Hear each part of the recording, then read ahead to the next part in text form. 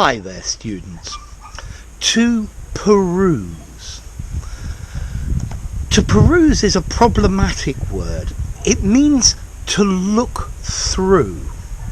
But the question is it to look through in great detail, to read every single line of a text and look at it carefully? Or is it just to browse through, to skim through until you find the part that you're interested in? Okay, the old-fashioned meaning is to read in detail. So if you peruse a book, you read it in detail, slowly and leisurely at your own pace, but concentrating on all the parts. What's happened nowadays is many people use it to mean to flick through, to flip through something, okay? To look at superficially, yeah? But not to examine in detail. So, which of these meanings is right? Well, I think they both are right, yeah? And that's what makes this word a contronym. A contronym is a word that has two opposite meanings. And clearly this word has two opposite meanings. To look through carefully or to look through superficially. Okay? To peruse is quite a formal word. Yeah? In an informal conversation, I think I'd use the phrase to look through, yeah? To examine in detail. It depends which meaning you're talking about. So, what about the origin? Well, this is a sort of mixture of Latin and English, I think. Per, through, and use, to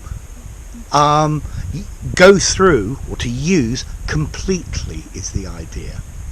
So the origin says to read very carefully.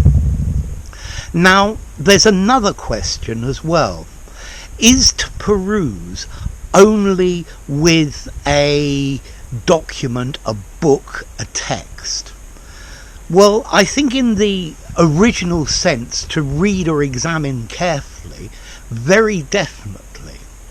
But in the modern sense, you can use it meaning to look through anything.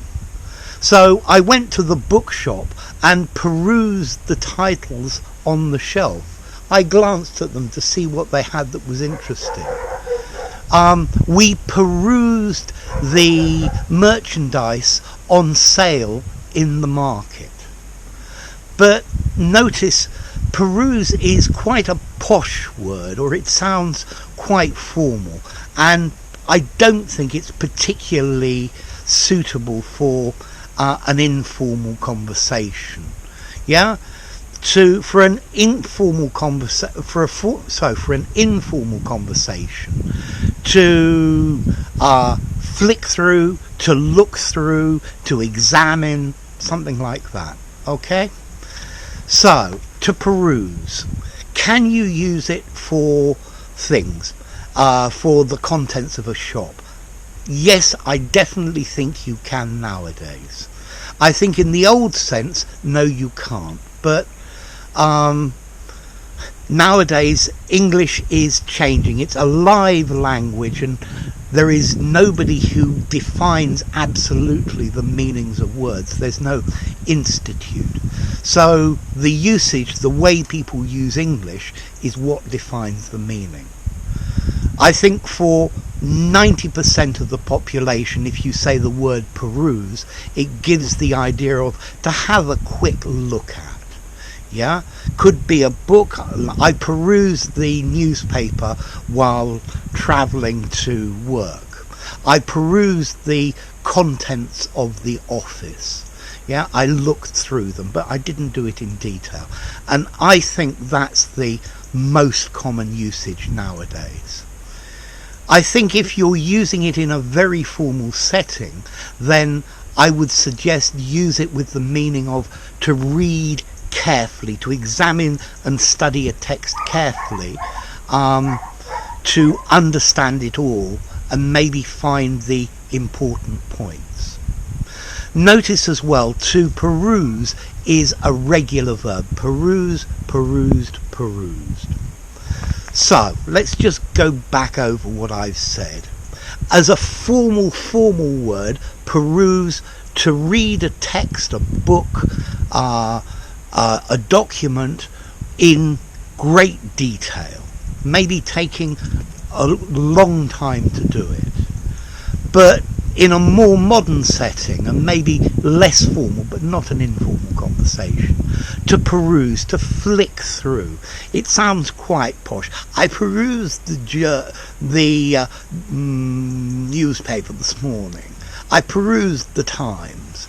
Okay, it sounds really quite posh, so you could probably use it like that. Okay, meaning to flick through. Anyway, enough.